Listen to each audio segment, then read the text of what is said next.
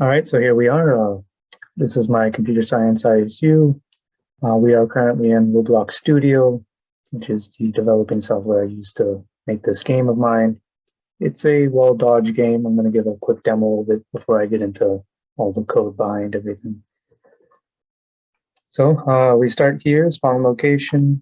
We spawn into an arena of sorts. We build a wall that I can walk on here, spectate the game. The game goes down there.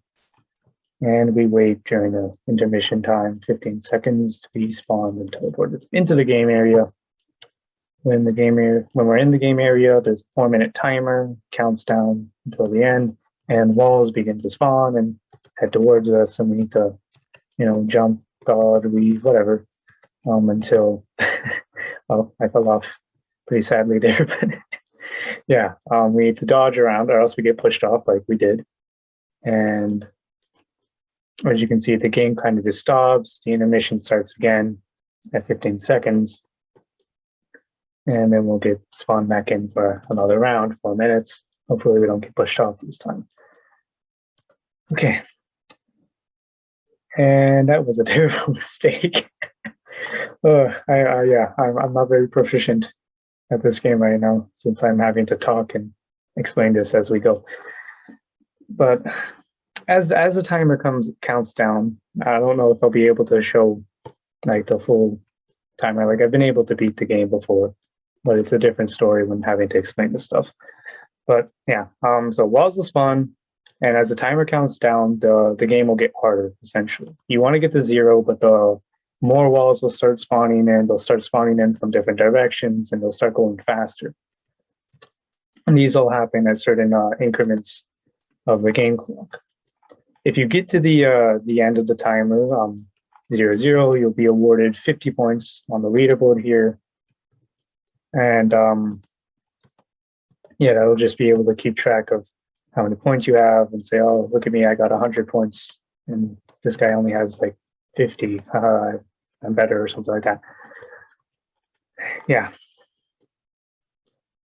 So this game was coded in a new language I had to learn. It was called Lua. It's very similar to Python, but different because we're working in a 3D space. There's also some minor differences between Python and Lua in that the coding, like for loops, while loops, that work just a little bit differently. As you can see, the walls are actually now starting to spawn in 2 directions here and there. It's randomized, so you don't know. It could happen like however many times, you never know where they'll come from. When it hits the 2:30 mark, the walls should get faster. And then at the 2-minute mark, there'll be an option for 3 directions for walls to be starting from. And then at the 1:30 mark, walls will get another boost in speed. At the 1-minute mark, they'll be able to come from all directions, so 4 directions. And at the 30-second mark, the walls will move at max speed. And at that point, you'll need a little bit of luck to make it to the end. But it's not impossible. I've done it before. All right. So I'm just going to try and survive as long as I can. I think I'm going to get pushed off here. Yeah. So as you can see, every time you get pushed off, you'll get teleported. I have a little invisible wall down there that detects when players hit it, and then it just teleports them back up to here. But now I'm going to start explaining all the code behind the stuff, so I'll just end the demo currently and everything that's in here. All of this stuff. Actually, before we get into it, I should probably explain to you how this Roblox Studio works in terms of like 3D spaces.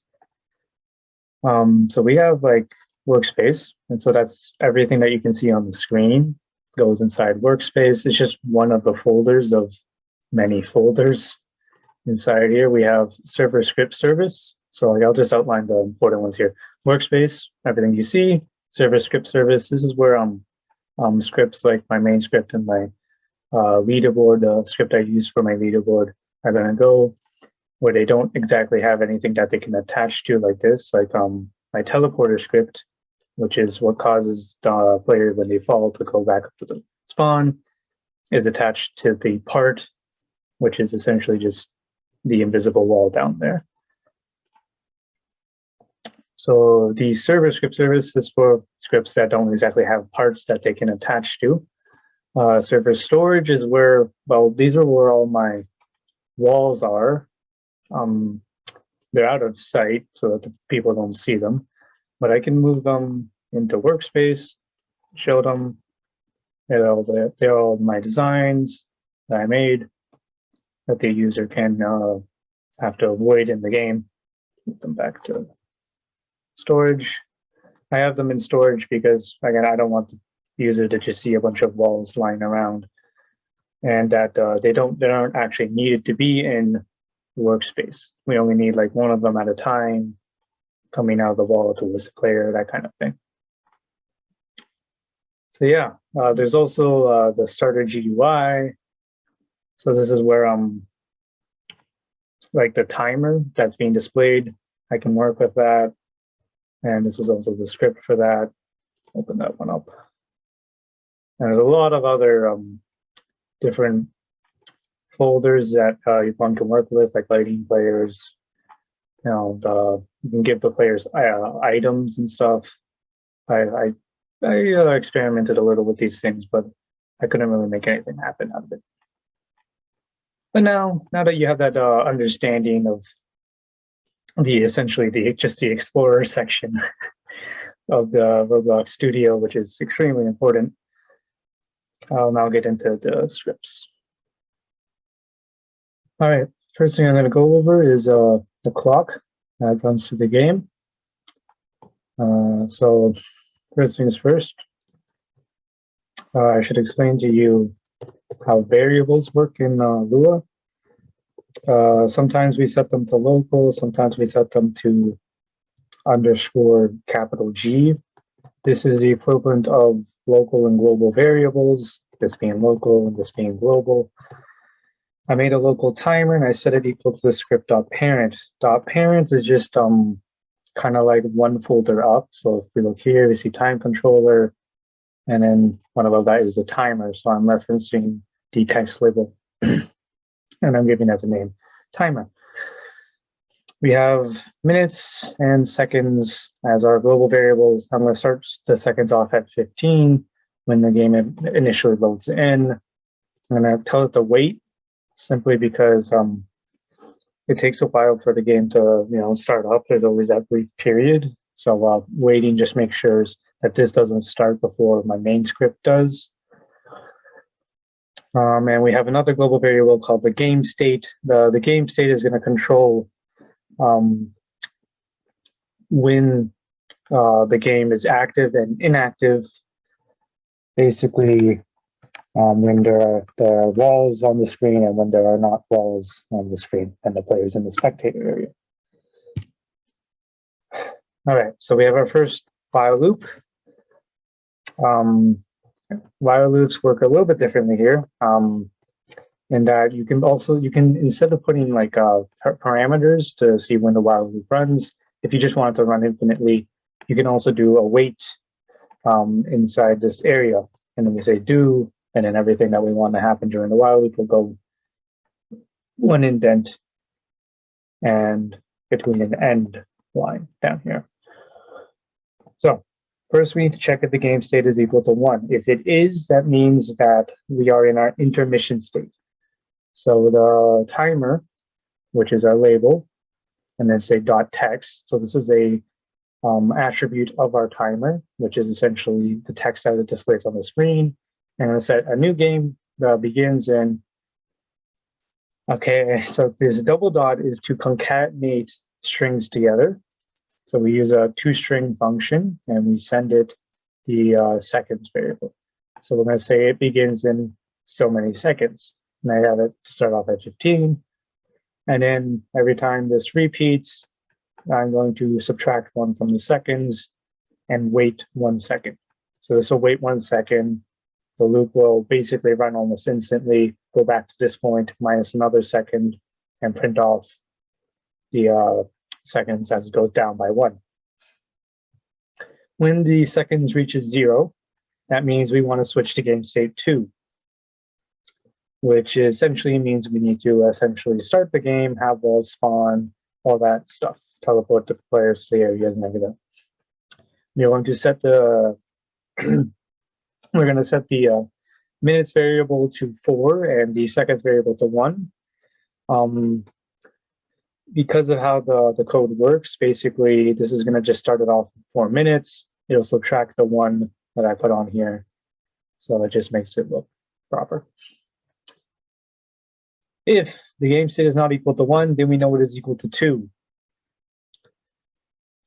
So basically, during 2, we know the game is running, so we need to say, we need to display the clock as a actual clock, which is a little bit tricky, but not too hard. We basically need to check if the seconds is below or equal to 0. If it is, that means we've like passed a minute because we're going from 59 down to 0. So we'll subtract 1 from minute and then we'll start seconds back up to 59. Otherwise, we'll just keep subtracting 1 from seconds. And if the seconds is less than or equal to 9, then we need to just, so this is how we're going to display it. This is how we lower the, what will come here, lower clock. And then this is to display clock. Okay, so we need to check if it's less than or equal to 9. If it is, we'll print off the minutes, no problem. And we'll add a 0 here. And then we'll print off the number of seconds that it's at. If it isn't, like 9 or less than that, then we know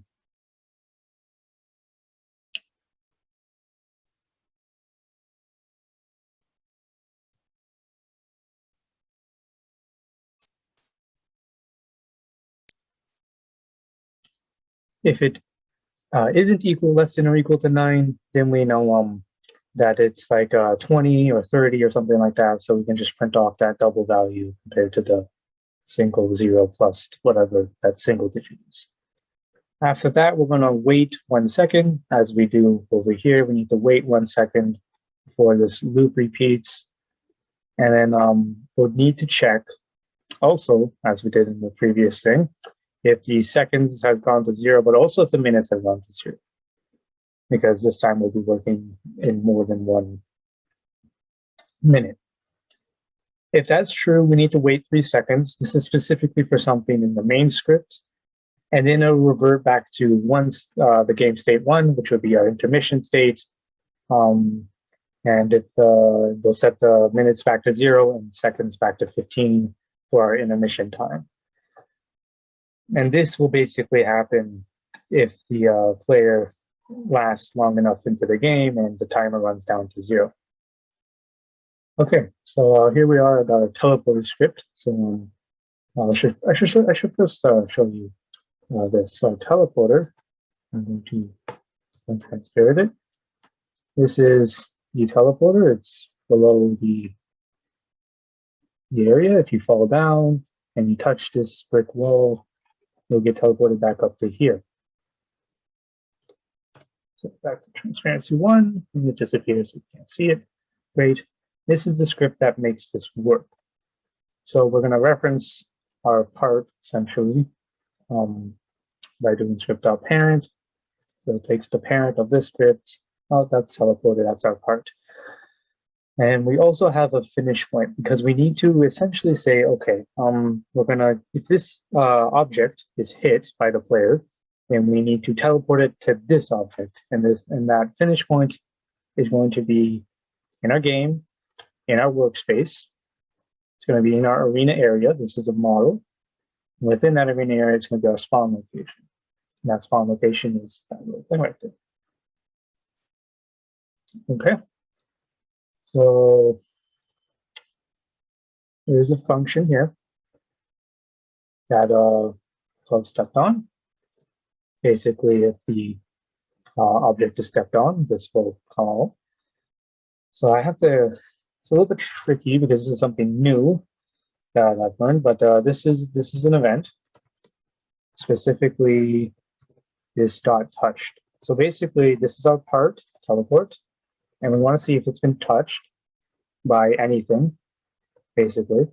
And we're going to connect that to the event. So if the teleporter is touched, want to connect that event to the function stepped on. And we're going to send it what touched it. And that will be a part. And we'll basically say over here, we're going to look at the part's parent. And we'll call that a variable player, because we want to see if that part's parent, if it's a leg, an arm, whatever, it could be anything, but yeah, if that part's parent is a player, a human.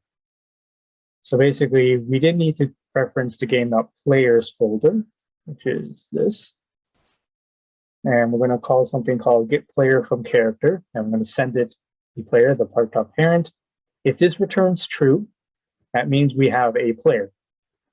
And if that's the case, we did need to transfer that player's position from the teleporter to the spawn location. So that's what this does. It says player.humanoid group part. So this is kind of like the main part of the player. And then it's going to say .cframe. So we're going to change, this is also something new that I had to learn. It's a lot of new things here. But we have positions in the world and C-frames in the world of this workspace here. Each part has, some things have C-frames, all things have positions. The humanoid root part of a person is what has all the arms and legs attached to it. And so if we change the C-frame of the humanoid root part, we change the position of the entire player, which is great. That's what we want. So we're going to say C-frame.new, and we're going to send it a 3-vector position, which is going to be the same position of our spawn location, which we call finish point. Basically, to add a lot of comment in, we're going to change the C-frame, which is a kind of position, from the teleport, from their current position to the spawn location position. And that's the teleporter. All right, I'm now going to explain how the leaderboard script works. So basically, I have to explain something called instances.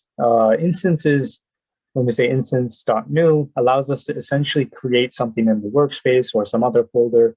Like I could create a part, like the teleporter or something, and just the object itself in the workspace, or I can do stuff like folders or int values, and these are useful for specific stuff. But before we do that, if we're going to do something that's not in the workspace, we need to, because we're going to be working in the players folder, we need to say this: game get service players. This will allow us to work with instances in the players folder. And we're going to make a function. I'm going to call that leaderboard setup, basically because we only ever use this to set up our leaderboard when the game first starts. We don't need to wait at all. This can just happen. So we're going to call something local leader stats, and it needs to be that specific name, specifically because that's how Roblox does leaderboards. And this is the specific word that you need to use if you want a leaderboard to show up as it does in game when I first demoed it. So when I say instance new .new folder, so this is going to make a folder for leader stats, leaderboard stats. We're going to give it the name leader stats, that folder, and we're going to give it the parent of player. We can get player from here, which comes from here, which is another event when player joins the game. So basically, whenever the player joins the game, we'll send it that a player has joined the game. This is the player, and we're going to give them stats on the leaderboard. What stats specifically? Well, we need to put stuff inside our folder. So we're going to make an int value. We're going to give it the name points, and we'll make the parent leader stats, that folder. And we'll start off the points value at 0. And that's basically how the leaderboard works. In the main script, if they win, we'll add to their points. But we don't need to do that here. This is just a setup. Oh, and another thing I should mention about the points is that I actually wanted to do a little bit more with them instead of just having them racked up over time. Like I wanted the players to might be able to spend some points on power-ups or something like that. But the ideas that I came up with were maybe I'd have them increase speed, let them go a little bit faster, or maybe I'll have them ghost through walls, be able to turn off collision on the player. So those things are a lot harder said than done, and especially when I'm actually playing with those things. Like speed thing, I could do.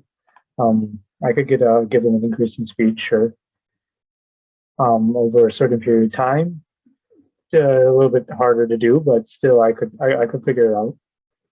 But then when actually playing with the increased speed over a short period of time, it seemed like it was harder to make specific jumps and that kind of thing. So I ended up scrapping that idea.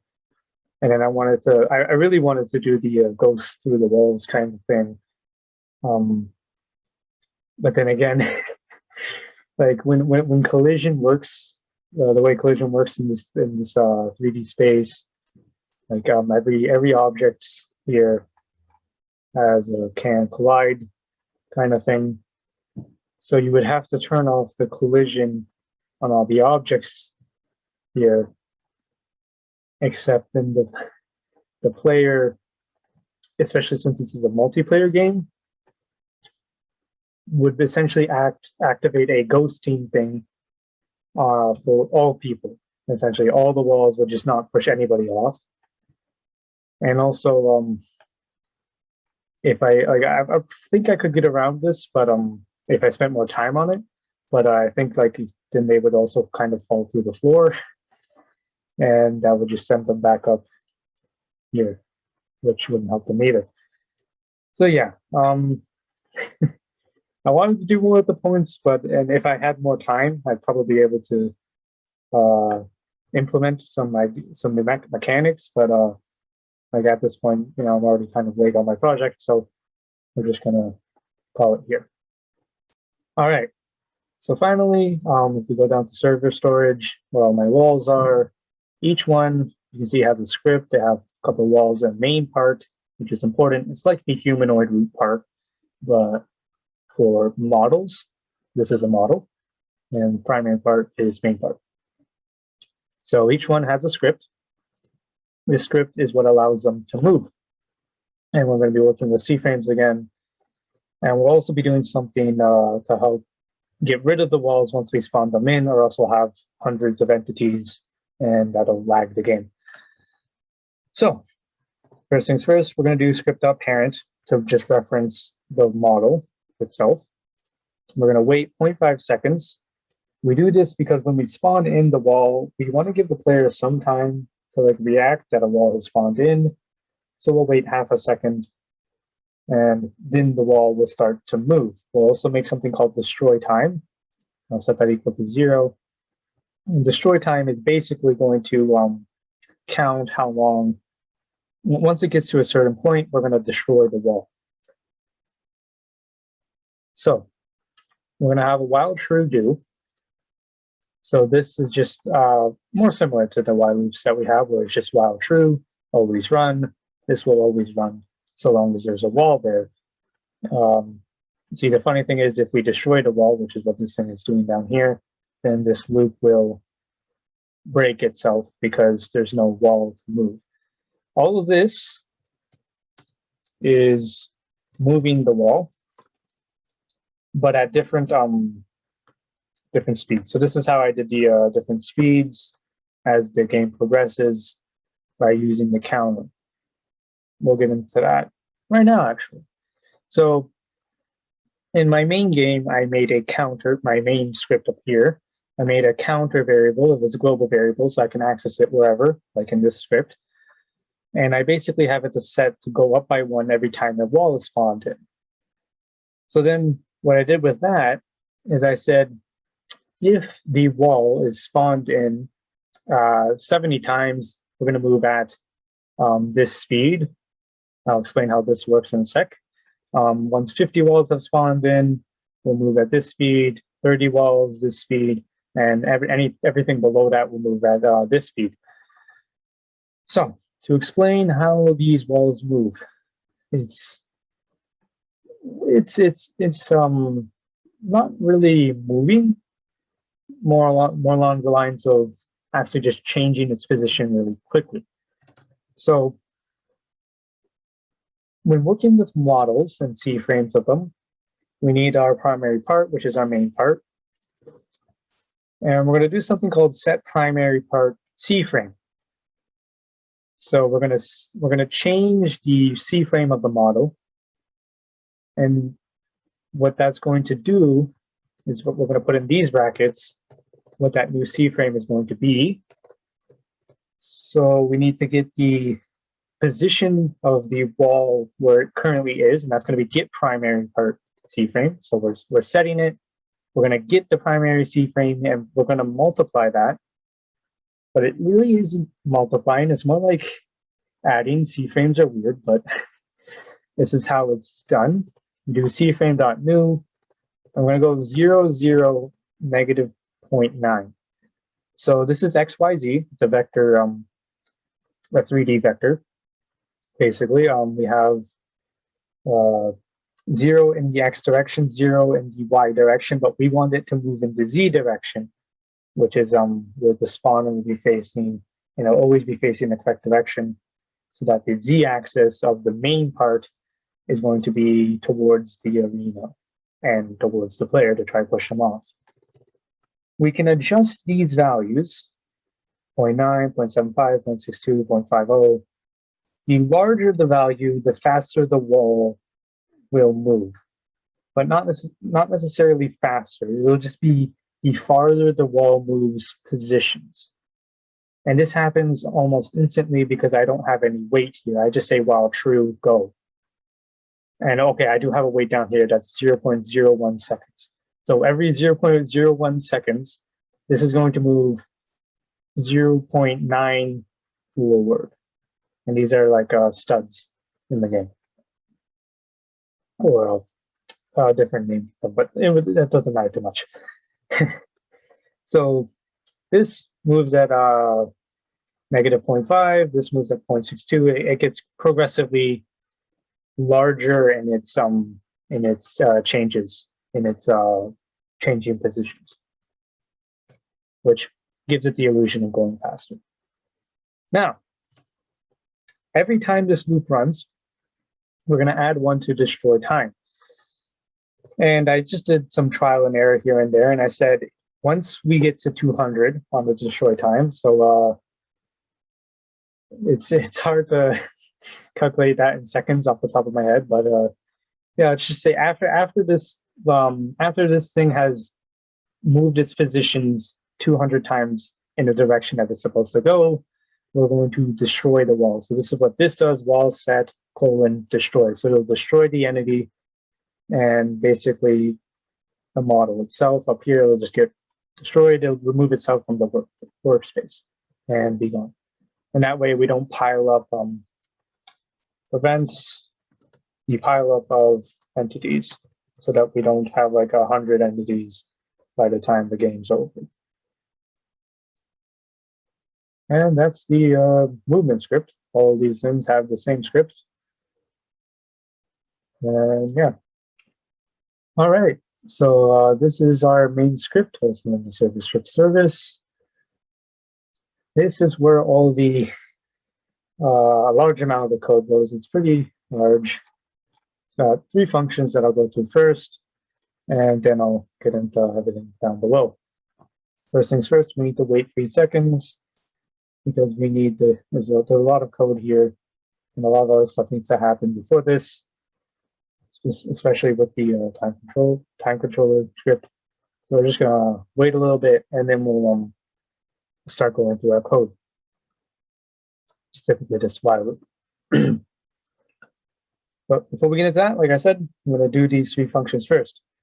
So this function, currently collapsed, I'll open it soon, is a cloner function. I call it cloner. It's going to clone the walls that I have in my server storage. So basically, I can infinitely clone walls without deleting them because I want them to be destroyed after a certain time, but the originals are still there to be cloned, so I can just infinitely spawn in walls as much as I want. So clone walls in storage. That's what this function does. And to do this, I'm going to have to explain how tables work in this code. Tables are basically the equivalent of lists to Python and Java. But first, right, we have a variable here. I called it W. It was just to give us a shorter version of game.storage, server storage, because we need to reference these walls, and all of them are under game.server storage.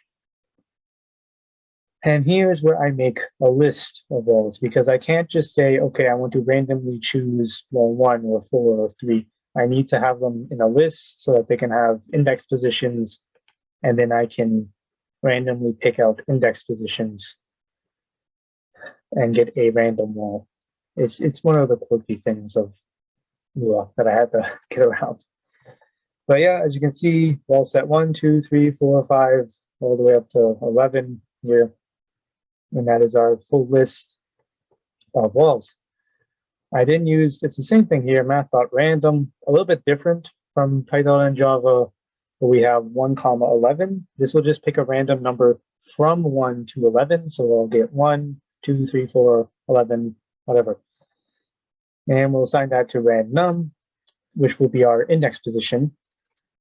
And so I'm going to make another variable here called local chosen wall. And what this is going to do is it's going to take our wall list, our list. We're going to get that index position. So we get wall list 2, wall set 2. And we'll set that to chosen wall. Then we need to clone that. So this is basically going to clone, it's going to make a copy of chosen wall, which is like one of these. Let's just go with wall set 3. It's going to make a copy of this model. It's going to copy all of these things as well under that model. And then we need to give this clone, because I called it clone here, we need to give this clone a place to go. Basically, we need to give it a parent, and we're going to make that parent the workspace. And that's important because in the workspace, things show up. In storage, they don't. You can't see any of the walls on the screen. But if you take a wall, move it into workspace, it'll show up. That's what our parent does. And then once it's in the workspace, it'll start its script, because all these have a script. This will start running because it now exists, and it was just created by the clone function, and it'll start moving and then eventually destroy itself, which is what we want. So that's the cloner function. The next function is something I call check for players. It's basically going to go in here, and we see, okay, we have our game arena area, and we want to see if there's a player in here, basically. We want to see, do we have any person playing this game? The reason for this function is basically I wanted to, if the player fell off, then we want the game to essentially end if there's no more players left in the arena. And basically, so people don't have to wait like the rest of the time, because that can be very frustrating. So yeah, so this is going to check if any players are still in the arena. And this is how it works. We need to use something called region 3. And this is another thing, a new thing that there's not a lot actually on the internet about this. So it's kind of a trial and error to try and figure out what this actually was. But we're going to make 2 vectors. And what this is essentially going to do is going to make a box. So to explain this, each thing in here has an XYZ position. So basically, I'm going to take this corner here, the position of this, and I'm going to go over this corner over here. I'm going to take the position of this, and so this is going to be this, and that's going to be that. And it's going to essentially create a three-dimensional box between those 2 points, one being the bottom leftmost vertice, and the other being the top rightmost vertice. And we're going to call this box region 3. Now, we made this box. It's essentially a hitbox, as referred to in many gaming code type projects.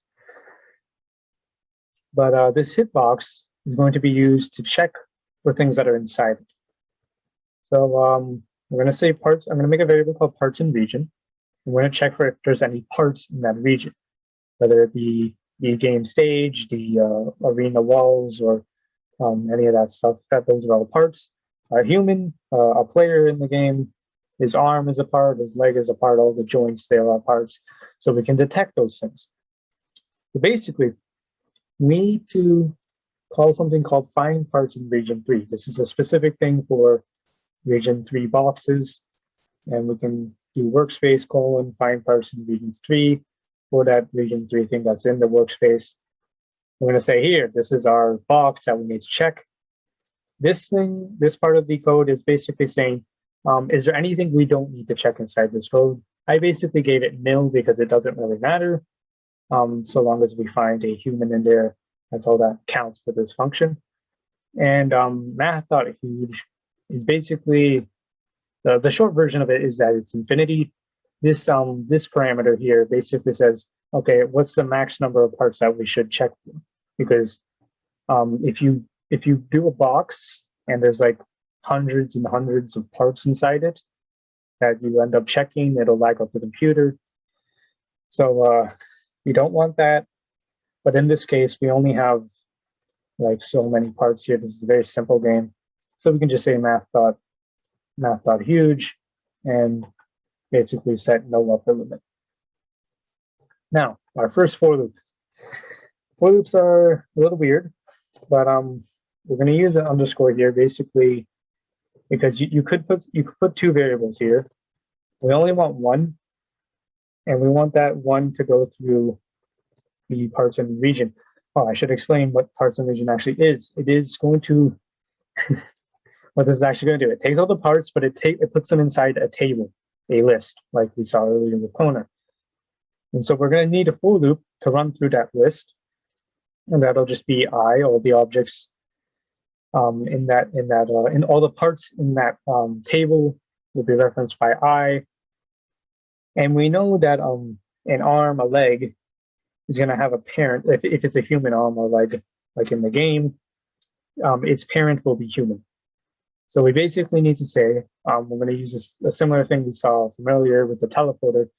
We're going to say game, reference to players folder, and we're going to say get player from character, and we're going to send it the parent of that arm or leg that we might detect.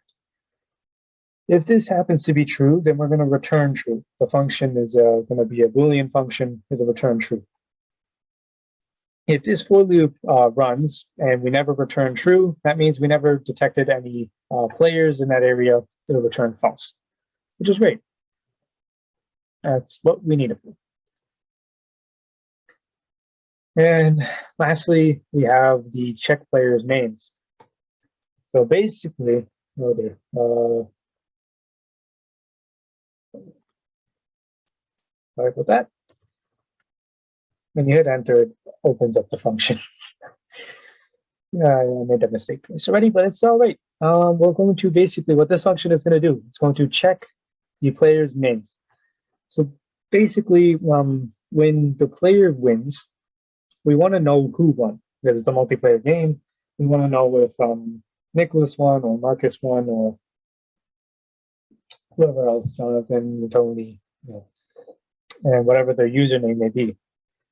So we need to check who is in the player arena, because this one returns true or false if there are players in there, and this one returns their names. Each one equally important. This one a little bit more complicated though. So this, we're going to make a list. I called it T names, just a table of names. We're also going to need a Boolean value here called do not insert, and it's basically going to check whether or not we should insert a name or not. And we're going to make another box. This box, same coordinates as the previous one, same box, same parts and region, to detect if the player is in there, the same for loop, the check if it's a human, but this is where it gets a little bit differently. If we find a human, we're going to need another for loop, and we're going to go through our list of names, or T names.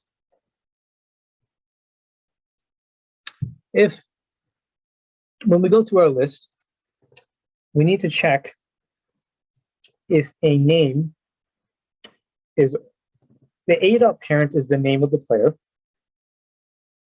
And so we need to check if that name is already in the list.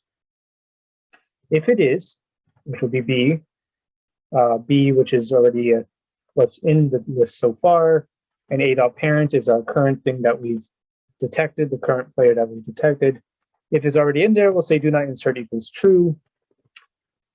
And then once we're out of our for loop, if the do not insert hasn't changed, if it's still false, we'll insert that player's name in, which is table.insert, and then we'll reference the table that we're inserting to and the name we're giving it. If it's turned to true, that means that name's already in there, so we don't need to add it again. And we'll just reset to do not insert to false before this for loop goes again. Once all of this is finished, we're going to return our list of names, which is basically going to give us whoever's left in the player name, which is what we need. Great. Now on to everything else.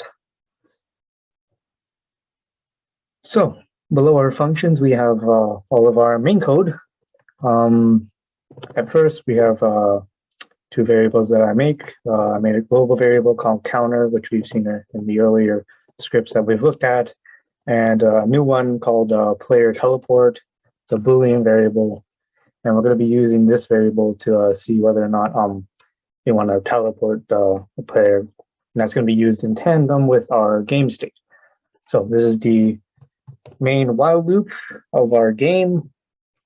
We have a little wait here just so that it doesn't go try to do everything in this code instantly. It just pauses until it's ready to run again. And that's just however fast the computer's processing speed is, which is great. So our first section of our main code is this. And this is what we're going to use to initially teleport the player to the game. So if player teleport is equal to true, which it initially is, and the game state is also equal to 2, which means the game is starting, then we're going to use this similar function to the teleport script, except this is a little bit different in that we are going to use a for loop. This is going to be null, and this is going to be called a variable called player, and that's just going to go through all the players in the game. So that's what this does, game.players. We're going to be referencing the players folder, and it's going to say players, and we're going to get children. So that's going to get all of the names of the players in that section. And if there's 5 people playing, it'll get all 5 people. Great. And it'll be each player will be assigned to the PLR variable one at a time.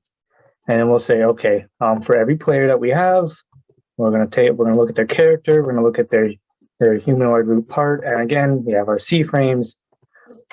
And we're going to set a new C frame, so a new position for them to these coordinates, which is right above the game area right here.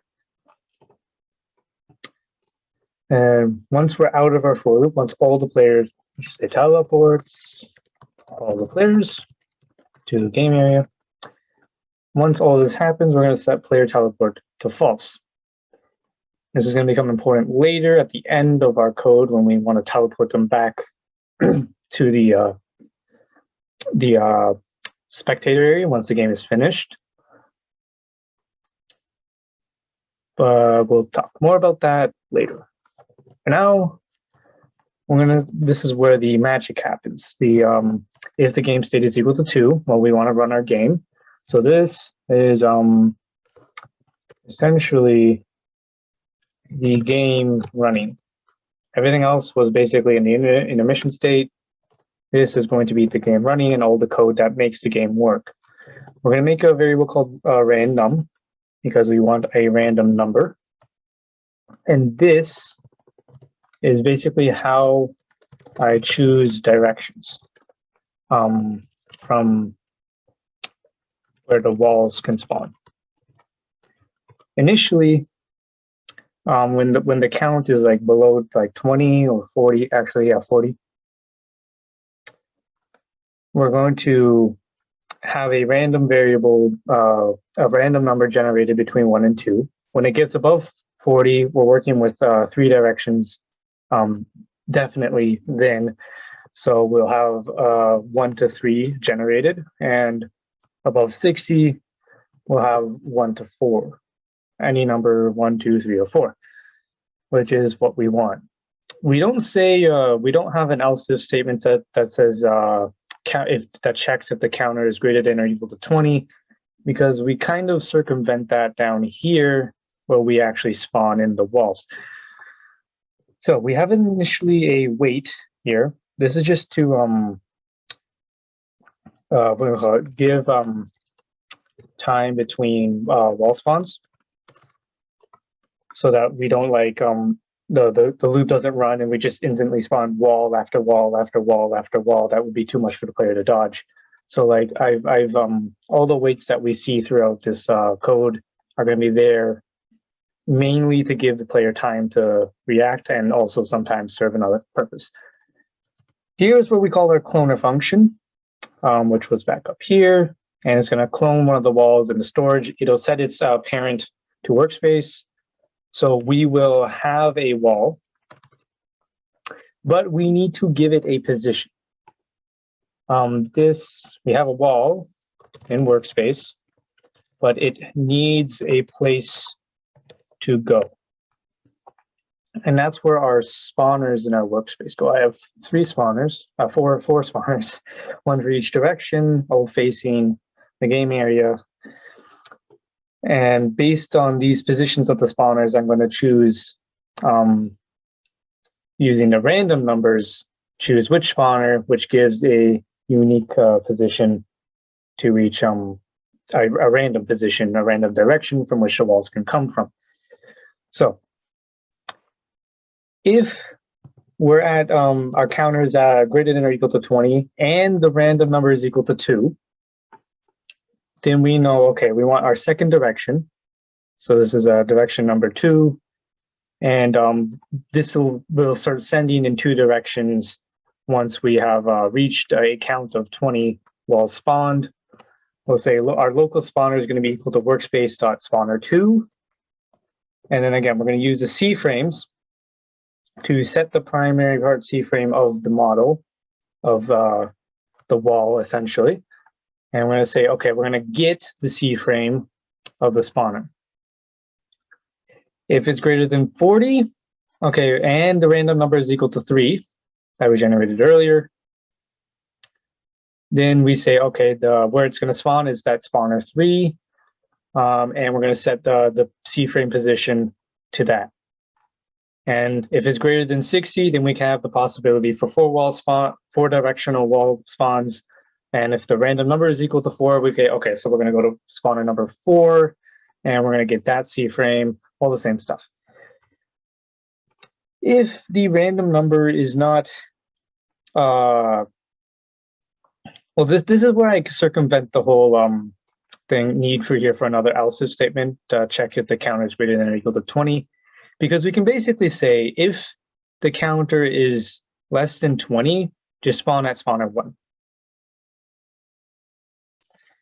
In other words, we just don't care about the random number at that point because we always know that we'll just be using this spawner. And as the game progresses, the counter will get larger, and it will open up the options for having, oh yeah, random number was equal to 2, great, we'll use that. Okay, so overall, this is a randomizer for our wall spawns. That opens up more directions as our counter increases. And then once we spawn in a wall, we add 1 to counter.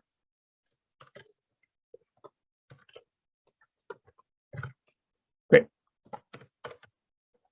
Now, this is a big chunk of code here, but basically, this is going to essentially check for our winners. If the seconds and the minutes are both equal to 0, then we know that the timer on the clock has run out and has gone to 0.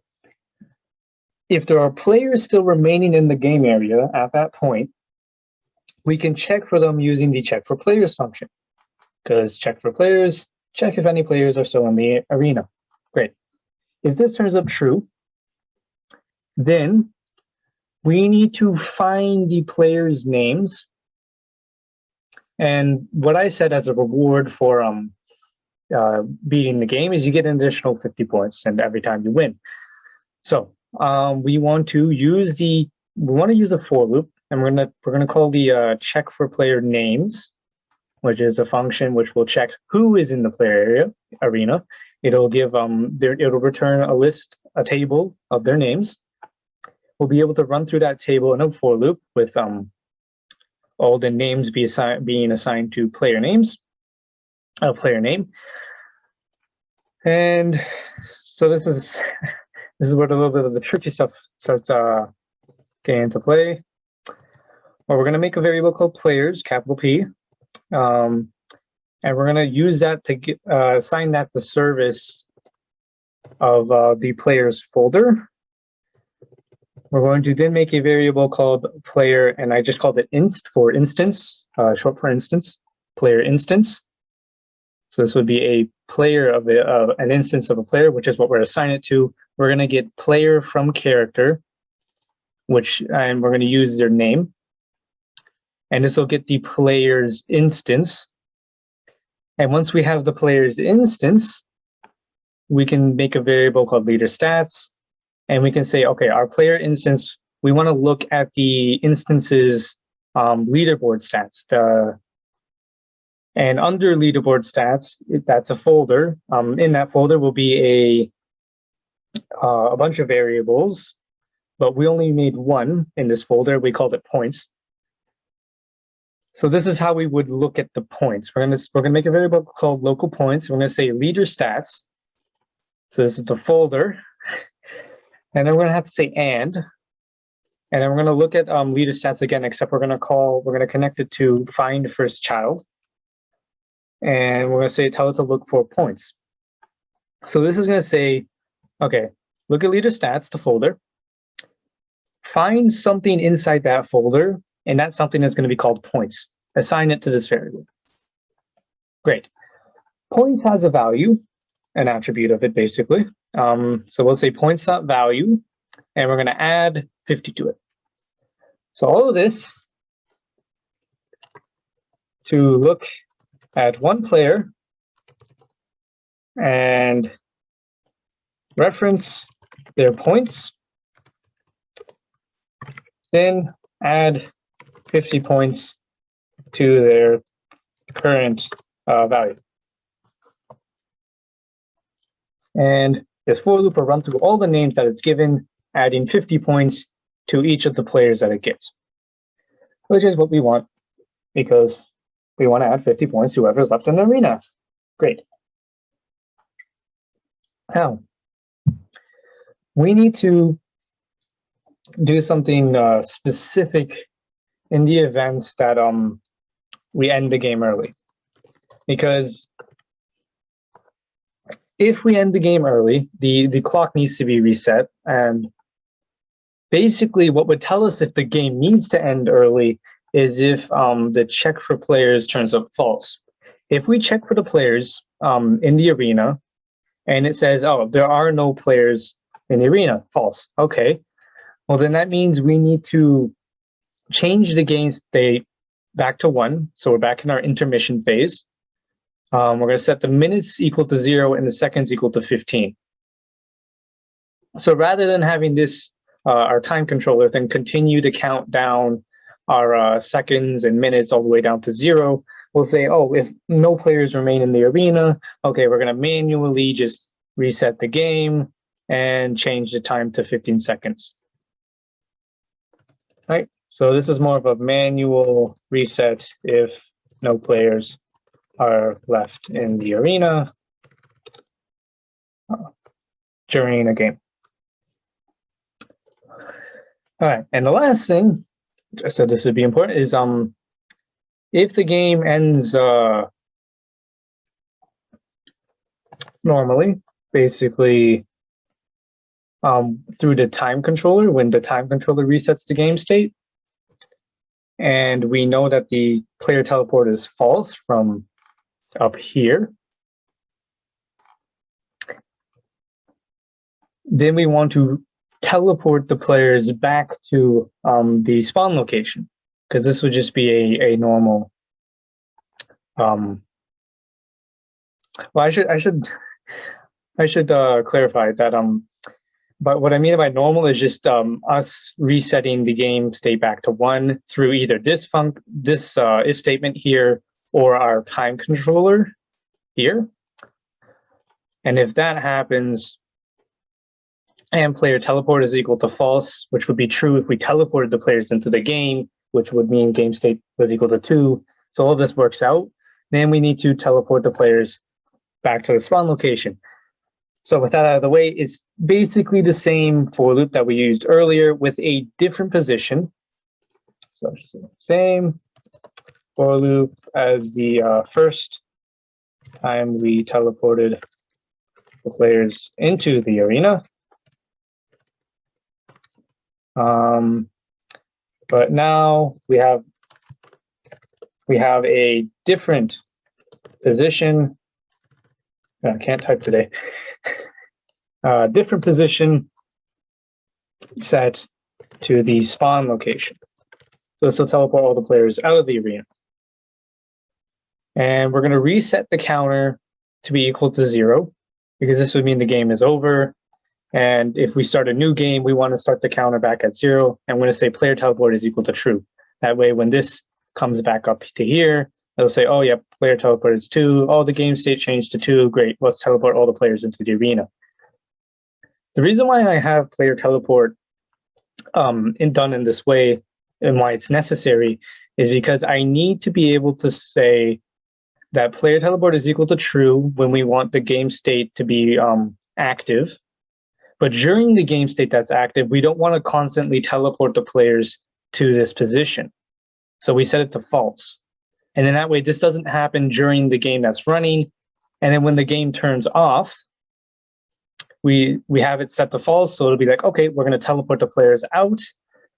And then instead of continuing, because game state will still be equal to 1, instead of continuing to teleport the players to the same position over and over again, we say player teleport is equal to true. So this doesn't happen more than once, that is. And that's basically everything. That's all the main scripts in my code.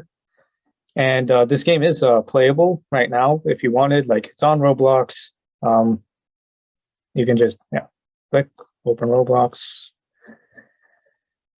and we could start a game.